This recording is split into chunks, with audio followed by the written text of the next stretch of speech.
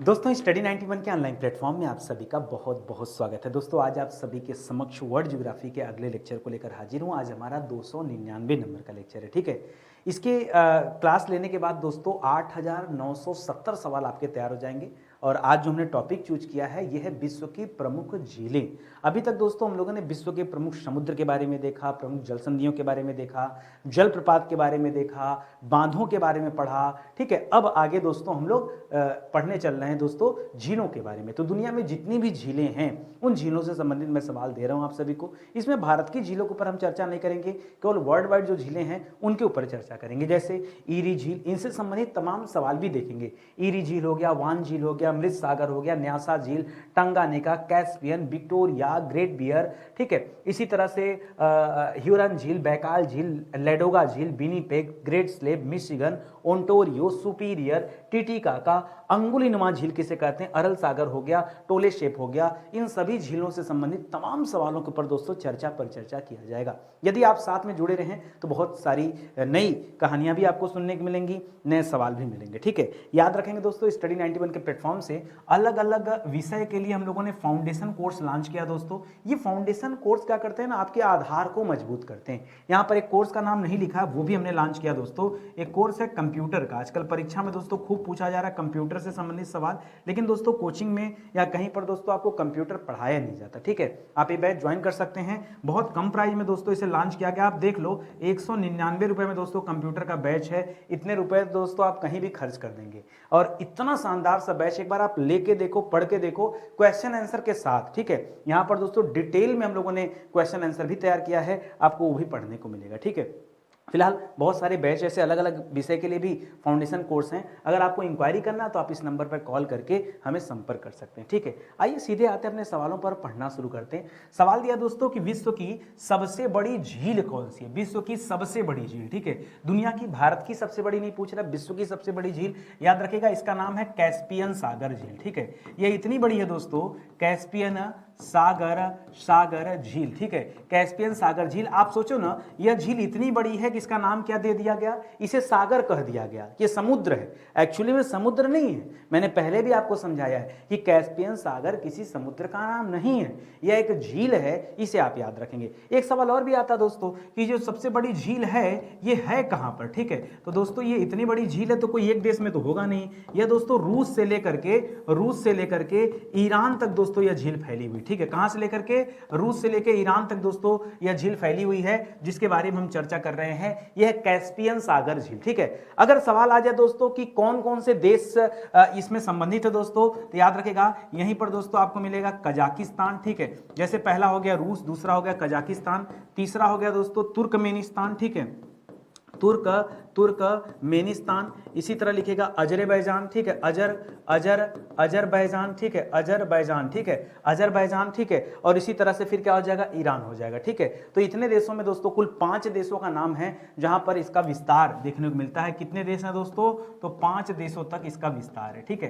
तो ये पहला सवाल हो गया। इसी तरह से दूसरा सवाल भी देखिए इसी से संबंधित है, कर विश्व की खारे पानी की सबसे बड़ी झील कौन सी, ठीक है। सवाल क्या दे दिया दोस्तों, सब कुछ सही है, बस यहां लिख दिया दोस्तों खारे पानी की झील, ठीक है। कैसी खारे पानी की झील, तो दोस्तों जो कैस्पियन सागर है ये खारे पानी की ही झील है, यह मीठे पानी की झील नहीं है, ठीक है। जो कैस्पियन सागर आपने पढ़ा यह किस प्रकार की झील है दोस्तों, यह खारे पानी की झील है। तो ये इसका भी उत्तर क्या हो जाएगा, खारे पानी की। एक सवाल और आप यहां याद रखिएगा, पूछता सवाल दुनिया का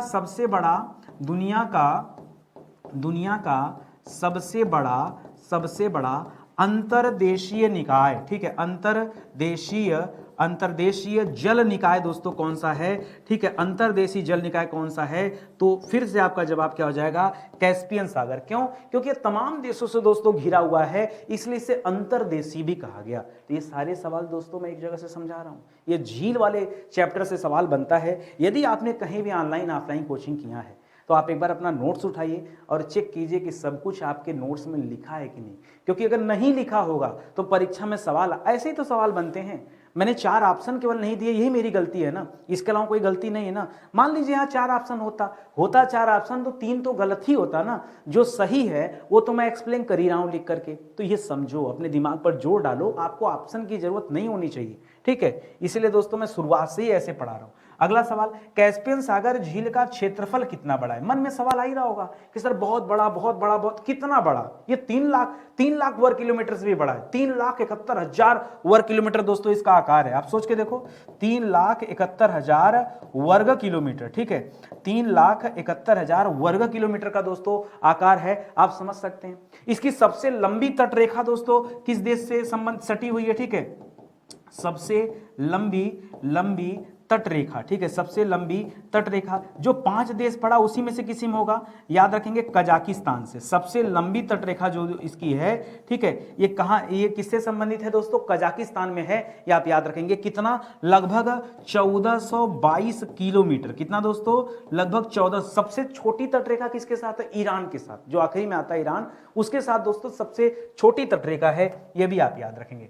अगला सवाल दे रहा है कि कैस्पियन सागर किन देशों के बीच स्थित है दोस्तों? बताए तो सबसे पहले लिख लीजिए, अच्छा रूस लिख लीजिए, रूस लिखिए। इसी तरह से आप लिखिए कजाकिस्तान। इसी तरह लिखिए आप दोस्तों तुर्कमेनिस्तान, ठीक है, तुर्कमेनिस्तान। इसी तरह आगे लिखिए दोस्तों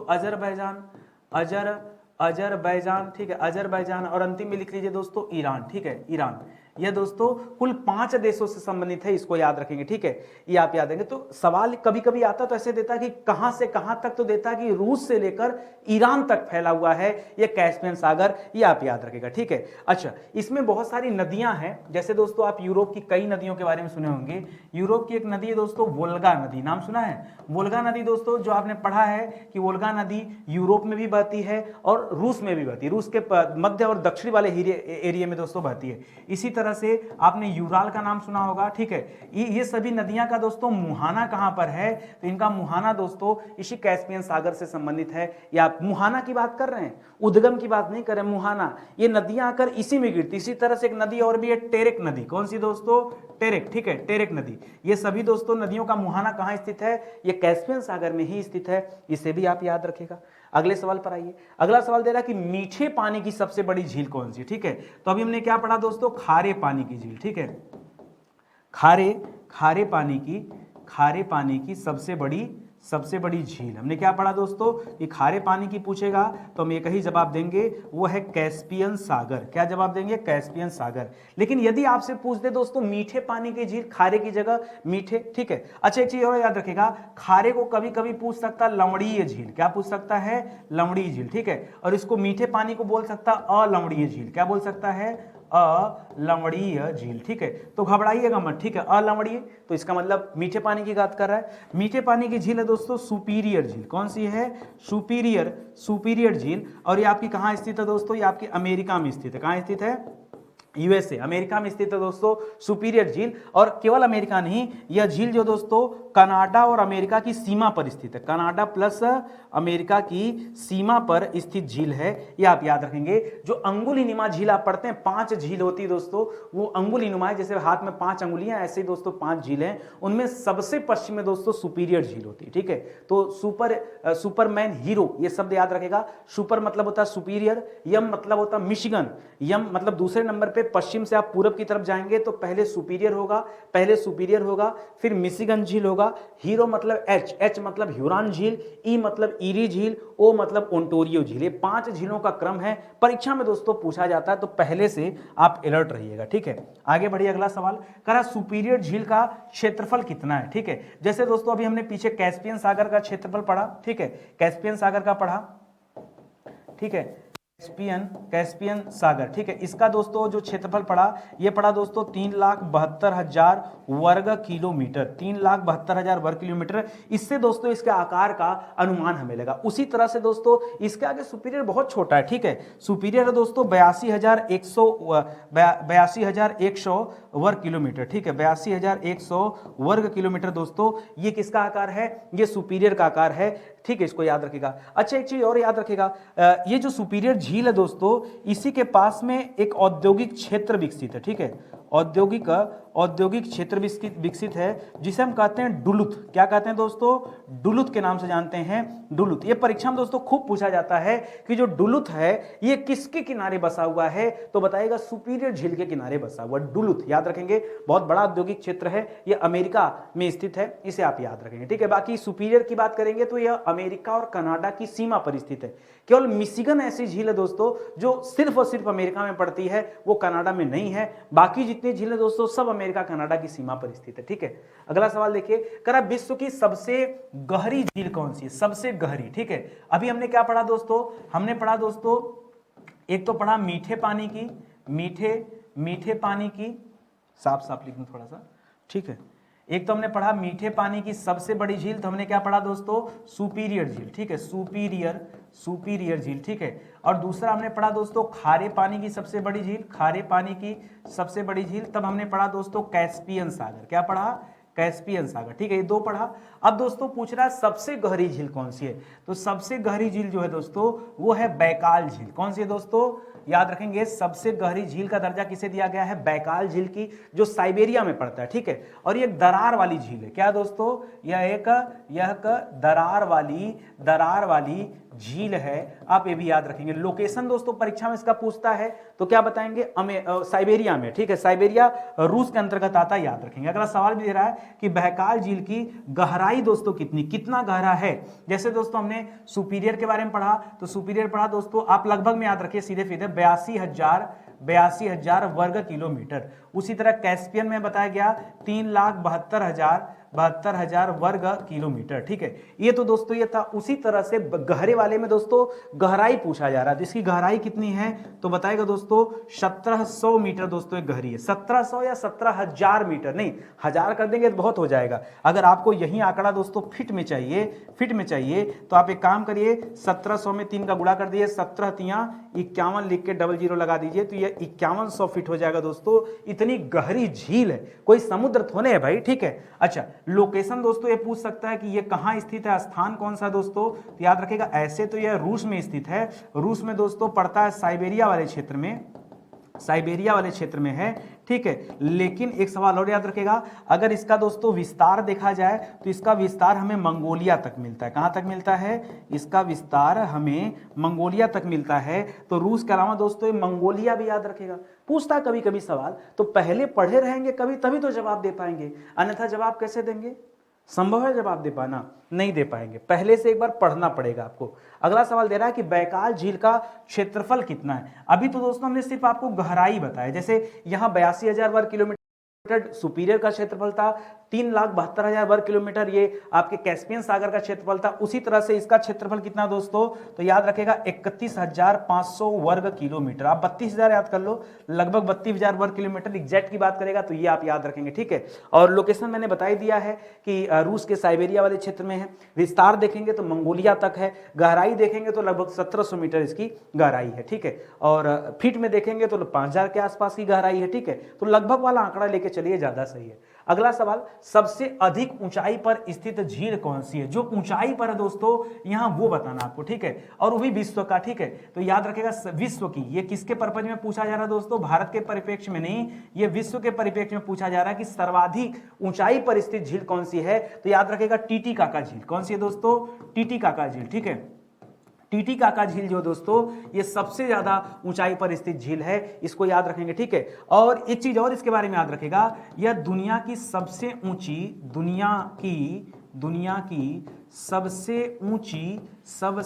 ऊंची नौगम्य झील है। क्या दोस्तों? नौगम्य झील तो है ही है, और यहां पर दोस्तों नौकाएं भी चलती। नौगम्य मतलब क्या हो गया? नौका, ठीक है। यहां पर नौकाएं भी चलती हैं, पानी वाली जो जहाजें होती हैं वो भी चलती हैं, जबकि दुनिया के सबसे ज्यादा ऊंचाई पर स्थित है, ठीक है। तो सवाल इंपॉर्टेंट हुआ कि नहीं, ठीक है। चलिए आगे बढ़ते हैं, अगले सवाल पर आइए। करा टीटीकाका झील कहां स्थित है, ठीक है। लोकेशन पूछेगा दोस्तों तो याद रखेगा यह दो देशों की सीमा पर स्थित है, पेरू और बोलीविया। कौन कौन से देश दोस्तों? पेरू और बोलीविया देश की सीमा पर दोस्तों स्थित है। और आप तो जानते हैं कि पेरू कहां पर स्थित है? यह दक्षिण अमेरिका पर स्थित है, ठीक है। ये आप याद। इसी तरह से एक सवाल ये भी आता है कि भारत में सबसे ऊंची झील कौन सी है? भारत की सबसे सबसे ऊंची झील, ठीक है, ठीक है, भारत की सबसे ऊंची झील कहाँ स्थित है दोस्तों, तो बताएगा सिक्किम में स्थित है, ठीक है, कहाँ स्थित है, वो केबुल लामजाय मत पढ़ो, केबुल लामजाय जो है दोस्तों वो मणिपुर में स्थित है, और वहां पर दोस्तों तैरते हुए घर देखने को मिलते हैं, वहां तैरता हुआ राष्ट्रीय उद्यान है, ठीक है। ये दोस्तों चोलामू झील है, कौन सी, चोलामू बोलते हैं, ठीक है, चोलामू झील जो है दोस्तों ये कहां पर है, सिक्किम में है, और ये भारत की सबसे ऊंची झील है, याद रखेंगे। वैसे टीटीका का वर्ल्ड वाइड याद रखेगा, भारत की बात करेगा तब आप ये अपना जवाब दीजिएगा, ठीक है। आगे बढ़िए, लिख रहा अरल सागर झील दोस्तों कहां है, देखिए अरल में भी एक शब्द सागर दे रहा है, जैसे कैस्पियन सागर लिखा था, तो सागर किस वजह से दिया गया दोस्तों, सागर इसका नाम आकार की वजह से दिया गया, किसकी वजह से दिया गया, आकार की वजह से दिया गया। लेकिन अब दोस्तों ये सागर नाम हटा देना चाहिए, क्योंकि दोस्तों दुनिया में अगर कोई झील सबसे तेजी से समाप्त हो रही है तो दोस्तों अरल सागर झील है। आप एक बार देखिए मैप पर, आपको भरोसा ही नहीं होगा, एहसास नहीं होगा, ये झील दोस्तों अपना 80% एरिया समाप्त कर चुकी, खत्म हो गई झील, ठीक है। कुछ दिन में लगता है लोग भूल जाएंगे कि हाँ कोई झील भी थी, ये नौबत आ गई है अरल सागर झील की। फिलहाल आइए बात करते हैं दोस्तों अरल सागर झील ये किस देश में स्थित है, सवाल पूछा तो बताएगा ये भी 2 देश में विकसित है। वैसे मुख्य रूप से बात करेंगे तो कजाकिस्तान में स्थित है। सर कजाकिस्तान, ठीक है, कजाकिस्तान पर याद रखें, और इसके साथ साथ दोस्तों कुछ हिस्सा इसका उज्बेकिस्तान में स्थित है, ठीक है, कजाकिस्तान और उज्बेकिस्तान के मध्य दोस्तों स्थित है। और इसे सोचिए, इसे कहा जाता है द्वीपों का झील, ठीक है, इसे क्या कहा जाता है दोस्तों, तो इसे कहा जाता है द्वीपों का झील, ठीक है, द्वीपों का झील दोस्तों इसे कहा जाता है। बहुत सारे द्वीप इस झील में, और अब तो सूख गए हैं तो मतलब इनका कोई ज्यादा नहीं बनता, ठीक है। तो ये भी याद रखेगा, द्वीपों का झील, ये नहीं सुना होगा आपने झीलों का शहर सुना होगा या झीलों का देश सुना होगा। झीलों का शहर तो हमारे भारत में ये उदयपुर को झीलों का शहर कहा जाता है, उदयपुर में बहुत सारी झीलें हैं, इस वजह से झीलों का शहर कहा जाता है, ठीक है। बाकी अभी केजरीवाल जी कह रहे थे कि हम दिल्ली को झीलों का शहर बना देंगे, ठीक है, तो अलग बात है, अभी तक तो नहीं, ठीक है। बाकी चेन्नई में इसमें खूब झीलें बन रही हैं, नई नई झीलें बनाई जा रही हैं, अलग बात है। हम झीलों के देश की बात करें तो वो देश है दोस्तों फिनलैंड देश, ठीक है, फिनलैंड। नॉर्वे के बगल में स्वीडन है, स्वीडन के बगल में फिनलैंड है, फिनलैंड की राजधानी हेलसिंकी है, याद रखेंगे। ये द्वीपों का झील है, ठीक है, इसे द्वीपों का झील कहा जाता है। मुझे पता है परीक्षा में जब कभी ये सवाल आएगा ना, कोई बच्चा कर नहीं पाएगा, जो पढ़ा होगा वही समझ पाएगा, क्योंकि स्टैटिक के सवाल है। अगला सवाल दे रहा है कि किस देश को 1000 झीलों की भूमि कहा जाता है, 1000 झीलों की भूमि। तो अभी अभी दोस्तों मैंने आपको बताया कि फिनलैंड को कहा जाता है, किसे कहा जाता है, फिनलैंड को 1000 झीलों की भूमि कहा जाता है, 1000 झीलों का देश कहा जाता है। आप विश्वास नहीं करोगे, 1000 मतलब पता है कितना, 1,68,000 झीलें दोस्तों इस देश में स्थित है। क्या बात करें सर, और उसमें से दोस्तों अगर हम बात करें बड़ी झीलों की, ठीक है, अगर हम बात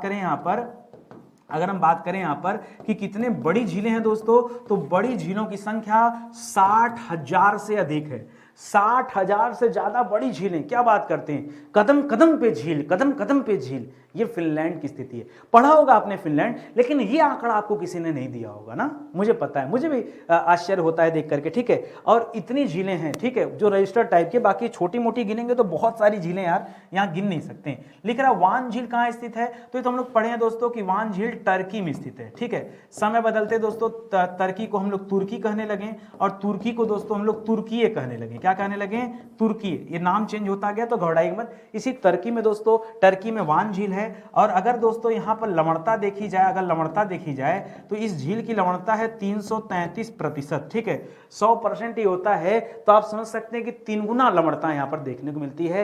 ये टर्की की वान झील है। कहीं कहीं पे दोस्तों कहा जाता है कि दोस्तों ये सर्वाधिक लवणीय झील अगर कोई धरती पर है इसे माना जाता है, लेकिन मैं कहता हूं इससे भी ज्यादा लवणता मृत सागर में है। कहां पर है, मृत सागर में, उसके बारे में हम लोग देखते हैं सवाल। अगला सवाल दे रहा है कि समुद्र तल से नीचे स्थित झील कौन सी है, जो समुद्र तल से नीचे है। तो याद रखेगा दोस्तों, इसका नाम है मृत सागर, ठीक है, मृत सागर। ये भी कोई समुद्र नहीं दोस्तों, यह भी एक झील है। आकार के कारण दोस्तों इसका नाम सागर दे दिया गया है। ये बड़े गहराई में स्थित है मृत सागर। कहां पर दोस्तों, ये स्थित कहां पर दोस्तों, तो याद रखेगा जॉर्डन में स्थित है। कहां पर है दोस्तों, जॉर्डन, जॉर्डन देश का नाम सुना है ना, ये जॉर्डन में स्थित है मृत सागर, इसे भी याद रखेंगे। और कितना नीचे स्थित है, समुद्र तल से कितना नीचे दोस्तों, किसकी इतनी बखान हो रही है, तो 426 मीटर नीचे। कितना दोस्तों, 426, समुद्र तल से 426 मीटर। मतलब अगर 400 मीटर को हम कैलकुलेट करें दोस्तों आपके फीट में, तो 4 तिया 1200 फीट, और इधर 2 तिहाई 20 तिहाई 60, ठीक है, 60, 6 18, 78, 60 10 70 8 78, ठीक है, और 1200, ठीक है, तो 78 हो गया यहाँ पर, तो 1278 के आसपास आ रहा है फिट में। अगर इसकी आप देखेंगे समुद्र तल से कितने गहराई पर, तो इतने गहराई पर जाकर दोस्तों ये मृत सागर स्थित है, जो कि जॉर्डन देश में है दोस्तों, यह भी याद रखेगा, ये जॉर्डन रिफ्ट घाटी का ही दोस्तों हिस्सा है, तो इस सवाल को भी याद रखेंगे।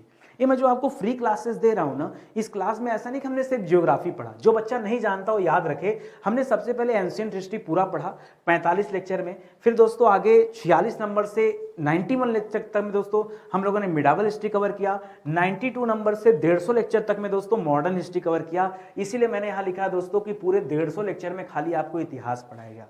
आप कहीं से पढ़ रहे हो, आप किसी भी एग्जाम की तैयारी कर रहे हो, लेकिन दोस्तों आपके फाउंडेशन को मजबूत करने के लिए बड़ा स्पेशल है, ठीक है। जो हमारा फाउंडेशन बैच है ना, ये उस फाउंडेशन बैच का केवल 10% है। यदि आपको भरोसा हो रहा है इस क्लास को पढ़ करके आपको कुछ नया सीखने को मिल रहा है, तो आप आइए एक बार स्टडी 91 के एप्लीकेशन को ज्वाइन करके या चैनल को ज्वाइन करके दोस्तों आप पेड कोर्स लीजिए, जो खास करके नितिन सर ने तैयार किया हो, ठीक है।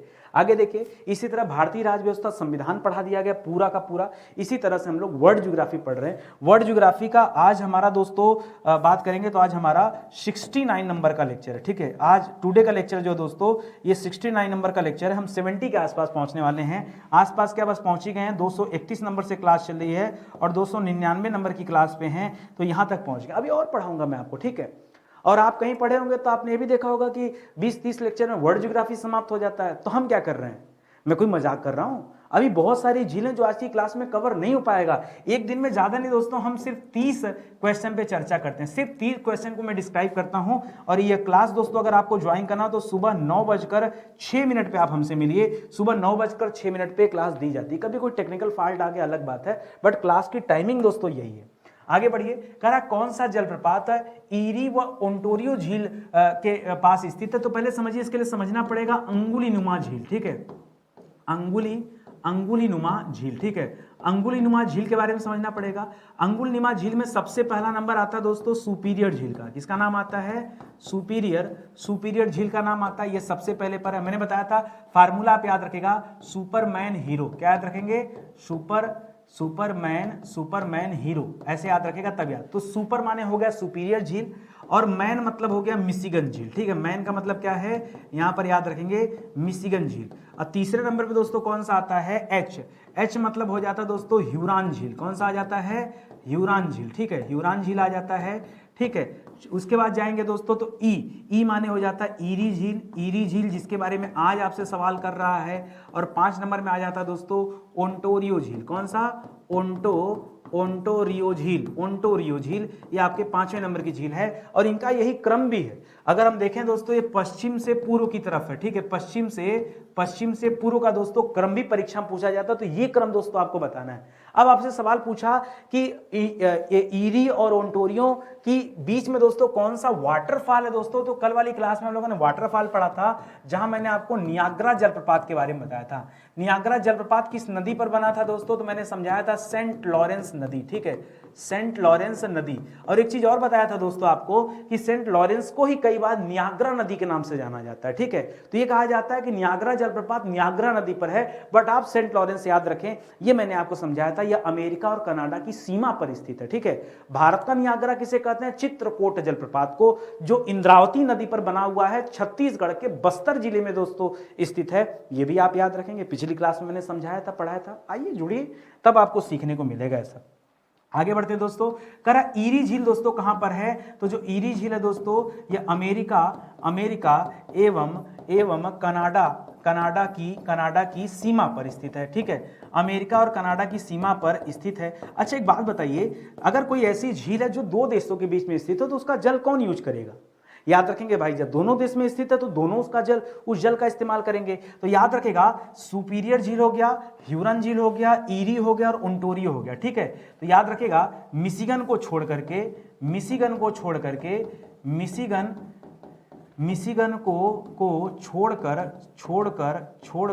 ठीक है, अन्य चार झीलें वो कहाँ स्थित है दोस्तों? वो अमेरिका और कनाडा की सीमा पर ही स्थित है और उसके पानी को दोनों देश यूज करते हैं बराबर मात्रा में, ठीक है। ये आप याद रखेंगे।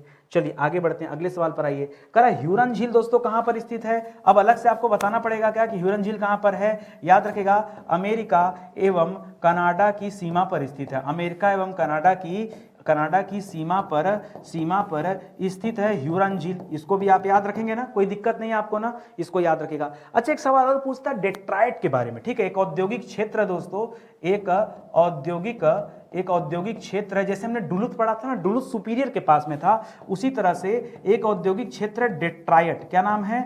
डेट्रायट। ये डेट्रायट दोस्तों कहां स्थित है? तो याद रखिएगा ईरी झील के किनारे स्थित है डेट्रायट, आप इसे भी याद रखिएगा। ये बहुत शानदार सा सवाल है, ठीक है। और इसी तरह से दोस्तों एक चीज और याद रखिएगा ईरी के बारे में, एक ईरी नहर है, ठीक है। एक ईरी नहर भी है। ये नहर क्या करती है? ये नहर ईरी झील को हडसन नदी से जोड़ती है, ठीक है। ईरी झील को हडसन नदी से क्या करती है दोस्तों? जोड़ती है। ये सवाल भी आप याद रखेंगे, ठीक है। पूछता कभी कभी ईरी झील के बारे में, तो ये भी आप याद रखेंगे, कोई दिक्कत नहीं आपको ना। इतना सवाल दोस्तों आप याद रखिएगा झील के बारे में अगर आप पढ़ रहे हैं तो, ठीक है। मत देखिए पीछे, अगर आपने नहीं नोट किया कोई बात नहीं, अब तो नोट कर सकते हैं ना, अब से नोट कर लीजिए, ये आपके लिए अच्छा रहेगा। अगला सवाल दे रहा है मिशिगन झील कहां है? तो मिशिगन झील दोस्तों पूरी तरह से अमेरिका में स्थित, ठीक है। पूरी तरह से अमेरिका में स्थित, मैंने पीछे ही आपको बताया दोस्तों, इसके बारे में स्पेशली याद रखेगा क्योंकि यहां पर बहुत कंफ्यूजन हो जाता है। लोग समझते हैं कि पांचों झील अंगुली नुमा है तो पांचों को अमेरिका कनाडा कर देते हैं, यही आपको नहीं करना है। और ये आपको कब समझ में आएगा? जब कोई अध्यापक आकर के आपको ये चीजें सिखाएगा कि देखो 5 में ना इस वाले को अलग कर लेना, ठीक है, इस वाले को अलग कर लेना, ये जब कोई समझाएगा तब। आगे बढ़े दोस्तों, अगला सवाल देखिए।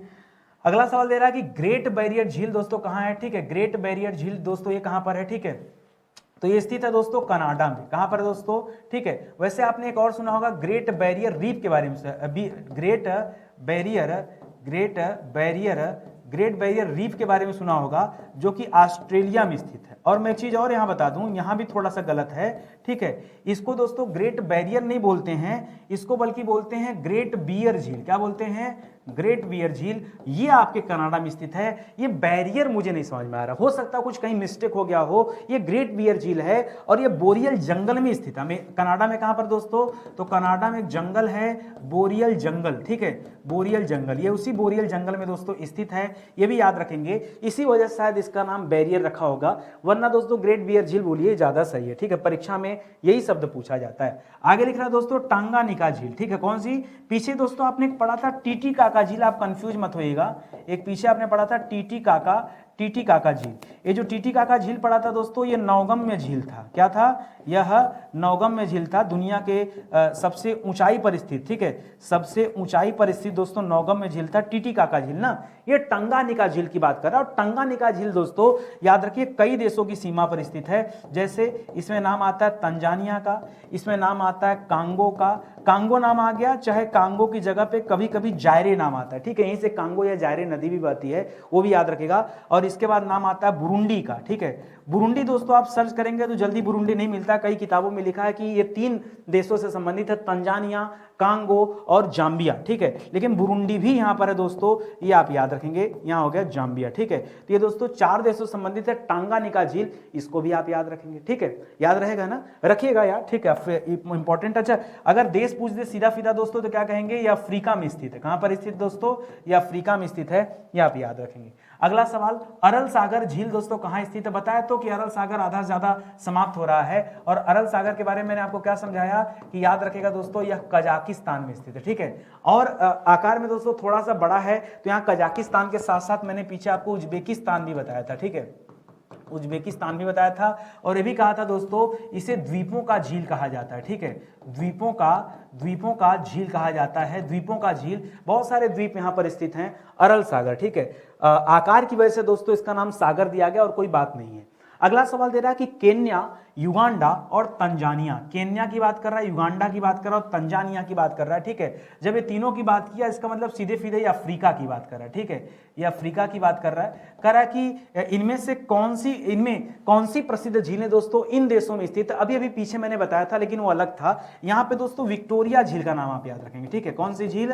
विक्टोरिया झील का नाम याद रखेंगे, विक्टोरिया झील। विक्टोरिया झील से ही दोस्तों नीली नील नदी निकलती। कौन सी? नील नदी, ठीक है। नील नदी आप स्पेशली याद रखेंगे, कहां से निकलती है? विक्टोरिया झील से निकलती है, ये आप याद रखेंगे। ये अफ्रीका की सबसे बड़ी झील है, ठीक है। अफ्रीका की सबसे बड़ी झील दोस्तों कौन सी है? तो याद रखेंगे विक्टोरिया झील है, जो कि केन्या, युगांडा और तंजानिया में फैली हुई है। खास करके इसका बड़ा जो क्षेत्र है वो युगांडा में स्थित है, इसे भी आप याद रखिएगा, ठीक है। आगे बढ़ जाइए, अगले सवाल पर आइए। कह रहा कि अफ्रीका महाद्वीप की सबसे बड़ी झील दोस्तों कौन सी है? तो अभी तो बताया आपको कि सबसे बड़ी झील कौन सी है? विक्टोरिया झील है, ठीक है। पूरे अफ्रीका की सबसे बड़ी झील दोस्तों कौन सी है? तो विक्टोरिया झील है, इसे आप याद रखेंगे, ठीक है। अच्छा, सबसे गहरी झील अगर पूछ देता अफ्रीका महाद्वीप की सबसे गहरी झील, सबसे गहरी झील, तो पीछे भी दोस्तों मैंने आपको बताया टंगानिका के बारे में। ये टंगानिका जो झील है दोस्तों, ये अफ्रीका की सबसे गहरी झीलों में से एक है दोस्तों, इसे आप याद रखेंगे, ठीक है। टंगानिका और न्यासा झील, ठीक है। एक और झील याद रखिएगा, न्यासा झील, ठीक है। ये झील भी दोस्तों सबसे गहरे में आता है। न्यासा और टंगानिका का नाम, यदि आप बात कर रहे हैं किसकी? अफ्रीका की बात कर रहे हैं तो, ठीक है। वैसे देखेंगे वर्ल्ड वाइड दोस्तों तो वैकाल झील होता है, जो साइबेरिया वाले क्षेत्र में, उसका कुछ विस्तार मंगोलिया तक आता है, वो आप याद रखेंगे। अगला सवाल दे रहा है कि अफ्रीका महाद्वीप में कौन सी झील भूमध्य रेखा पर स्थित है? तो भूमध्य रेखा पर नदी की बात नहीं कर रहा है। देखिए, आपने पीछे पढ़ा था कांगो नदी के बारे में। किसके बारे में पढ़ा था? कांगो नदी के बारे में, जिसे हम जायरे नदी भी कहते हैं। ये जो जायरे नदी दोस्तों, ये भूमध्य रेखा को 2 बार काटती है। भूमध्य रेखा को दो बार काटती है। ये एक अलग सवाल हो गया। यहां पे जो अभी मैं आपको समझाना चाह रहा हूं कि कौन सी झील अफ्रीका में ऐसी है जो भूमध्य रेखा पर स्थित है, तो याद रखेगा न्यासा झील। कौन सी झील दोस्तों? न्यासा झील। और न्यासा झील के बारे में हमने क्या पढ़ा कि अफ्रीका की गहरी झीलों में से दोस्तों एक है, ठीक है। अफ्रीका की गहरी झीलों में से एक है न्यासा झील, जो भूमध्य रेखा पर स्थित है। इस तथ्य को भी याद रखिएगा।